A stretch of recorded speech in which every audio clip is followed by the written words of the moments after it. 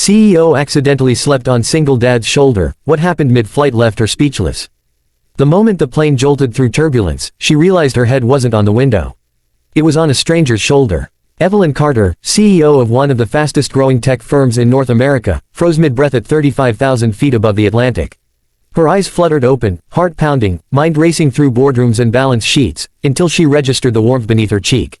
A human warmth. Solid. Steady. She pulled back instantly. "Oh, I'm so sorry," she blurted, mortified. The man beside her smiled gently, as if nothing unusual had happened. "It's okay," he said. "You looked like you needed the sleep." That was how it began. Not with headlines or high-stakes meetings, but with an accidental moment of trust between two strangers in economy class. Evelyn hadn't planned on flying economy. She never did, but when a critical deal in London ran late and her private flight was grounded due to weather, she booked the only seat left on a commercial flight to Toronto, middle seat, row 27. She was exhausted in a way sleep couldn't fix. For years, she had built her life around performance, quarterly reports, investor calls, relentless ambition. Kindness was something she outsourced to charity boards and corporate initiatives. Humanity, she believed, was a luxury for later, when success was secured.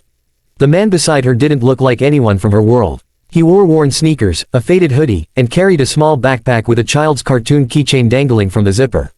He had kind eyes but a tired face, the kind of tired that came from responsibility, not deadlines. "I'm Mark," he had said earlier, when they sat down. "Sorry in advance, my kid picked the seat." She had nodded politely, already half lost in emails. Now, after the accidental sleep, she noticed something else. He hadn't moved. Not when she leaned in. Not when turbulence shook the cabin. Not even when his arm must have gone numb. "I really didn't mean to," Evelyn started again. "Hey," Mark interrupted softly, "you're fine." "Long day." She hesitated. No one ever asked her that without an agenda. "Long life," she replied. He chuckled quietly. "Yeah, I get that." They sat in companionable silence for a few minutes. The cabin lights dimmed. Outside, clouds stretched endlessly, silvered by moonlight. Mark reached into his bag and pulled out a small tablet. On the screen was a paused children's movie. "My daughter," he explained, noticing her glance. "She's with my sister in Toronto. First time I've been away from her this long." "How old?" Evelyn asked, surprising herself. 7. "She thinks I'm on a very important mission," he said, smiling. Didn't want her to worry. Something in his voice, soft, protective, hit Evelyn harder than turbulence ever could. She had fired a senior manager that morning for missing a deadline. And here was a man who rearranged his entire life to make sure his child slept peacefully.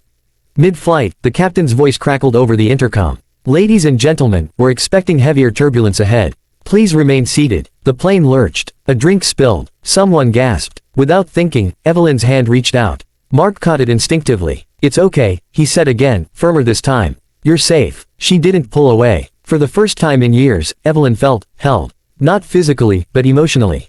Grounded by a stranger who expected nothing from her. Who didn't know her name, her net worth, or her title. Just a man being kind because kindness was who he was. When the turbulence finally eased, she exhaled shakily and laughed at herself. "Guess I'm not great with control when I don't have it," she admitted. Mark shrugged. "None of us are. We just pretend." That simple sentence landed like a truth she had been avoiding her entire life. Later, as the cabin slept, Evelyn noticed Mark wince slightly, shifting his arm.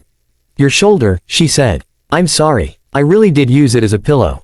He smiled. "Worth it. You looked peaceful. Reminded me of when my daughter falls asleep during movie night." Something tightened in Evelyn's chest. No one had ever described her as peaceful. On impulse, she asked, "What do you do, Mark?"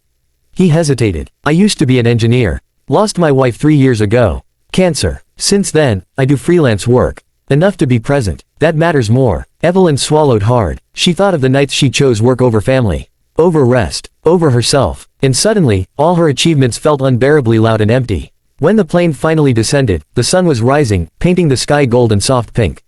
Passengers stirred. Reality returned. At baggage claim, they stood awkwardly, strangers again. "Well," Mark said, adjusting his backpack, "thanks for the company. And the reminder that even CEOs need sleep." She laughed. "You knew. Your laptop," he said. "Company logo. Big one." She nodded, then surprised herself again. "Mark, would you like a coffee?" "No agenda. Just coffee." He studied her face, then smiled. "Yeah, I'd like that." They walked together, not as CEO and single dad, but as two humans who shared a quiet moment above the clouds.